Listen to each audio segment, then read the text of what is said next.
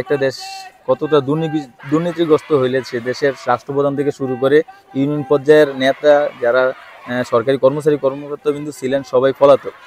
এখন আমরা শাহ কামালের পদত্যাগ চাই, পদত্যাগ দাবিতে আমরা মিছিল করেছি, মিটিং করেছি। ভবিষ্যতে উনি যদি এখান থেকে না সরেন তাহলে আমরা ভবিষ্যতে আরো কঠোর কর্মসূচি হাতে নিব।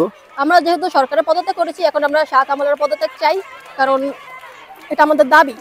আর যদি উনি পদত্যাগ না করে তাহলে এর বিরুদ্ধে আমাদের কঠোর ব্যবস্থা নিতে হবে, কারণ আপনারা তো দেখেছেনই ছাত্র সমাজ কি থেকে কি করতে পারে বা কি পারে না। উনি রাজনৈতিক কর্মকাণ্ডের মাধ্যমে শিক্ষা প্রতিষ্ঠান পরিচালনা করতে যারা রাজনীতি করছে তাদেরকে সুযোগ দেওয়া হয়েছে, যারা রাজনীতির সাথে সংযুক্ত ছিল না তাদেরকে অপসারণ করা হয়েছে, যারা আমলিকপন্থী ছিল না তাদেরকে বিভিন্নভাবে হেনস্থার শিকার করা হয়েছে।